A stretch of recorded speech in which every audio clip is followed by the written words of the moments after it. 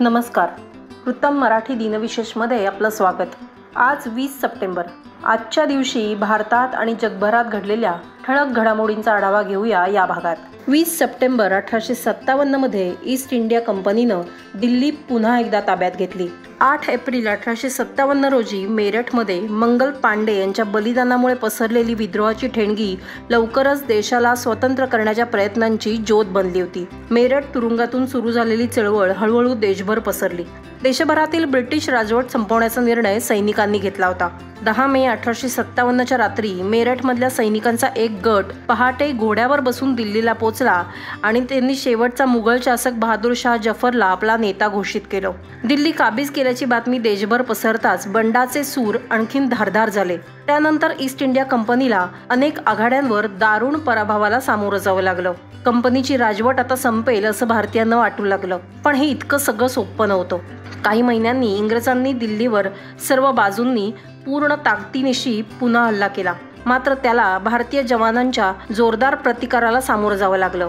मात्र भारतीयांचं अव्यवस्थित सैन्य संयुक्त ब्रिटिश सैन्यापुढे उभं राहू शकलं नाही आणि 20 सप्टेंबर रोजी ब्रिटिश सैन्यानं पुन्हा एकदा दिल्ली ताब्यात घेतली. यानंतर बहादूर शाह जफरच्या 3 मुलांना त्याच्या डोळ्यासमोर गोळ्या घालण्यात आल्या.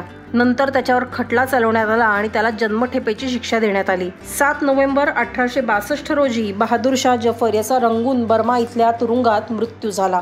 20 सप्टेंबर 2004 रोजी भारतीय अंतराळ संशोधन संस्था अर्थात इस्रोनं श्रीहरिकोटा इथल्या सतीश धवन अंतराळ केंद्रातून GSAT-3 हे प्रक्षेपित केलं.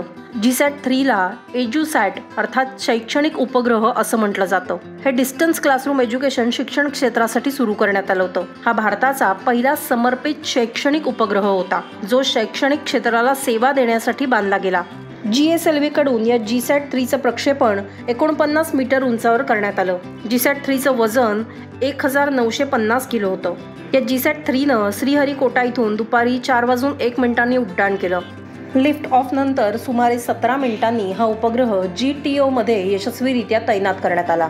कालांतराने एज्युसॅटचे सप्टेंबर 2010 मध्ये प्रक्षेपण रद्द करून त्याला निष्क्रिय उपग्रहांच्या कक्षेत पाठवण्यात आले. 20 सप्टेंबर 1519 रोजी फर्डिनांड मॅगेलननी बोटीवरून पृथ्वीवर प्रवास सुरू केला. तो पोर्तुगीज शोधक आणि खलाशी होता. फर्डिनांड मॅगेलन हा पॅसिफिक महासागर पार करणारा पहिला युरोपियन आणि बोटीने जगाला प्रदक्षिणा घालणारा पहिला व्यक्ती होता. त्याच्या प्रवासानंतर पृथ्वी गोल असल्याचं सिद्ध झालं. 1480 मध्ये पोर्तुगालमध्ये जन्मलेल्या फर्डिनांड मॅगेलन याने जगाच्या अनेक भागांना भेट दिली. पृथ्वीभोवतीची त्याची परिक्रमा त्याने 20 सप्टेंबर 1519 रोजी सुरू केली आणि ती संपली 1522 मध्ये.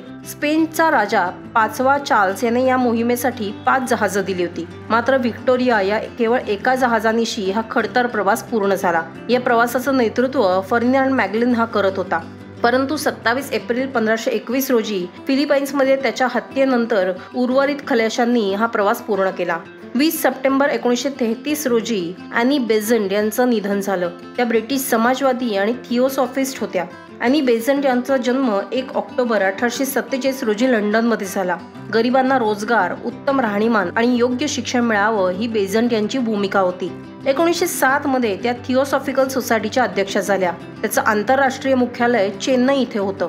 त्यानंतर बेझंट यांनी भारतीय राष्ट्रीय काँग्रेसमध्ये प्रवेश करत राजकारणात प्रवेश केला. 1914 मध्ये पहिलं महायुद्ध झालं तेव्हा त्यांनी भारतात होम रूल लीग सुरू करण्यास मदत केली.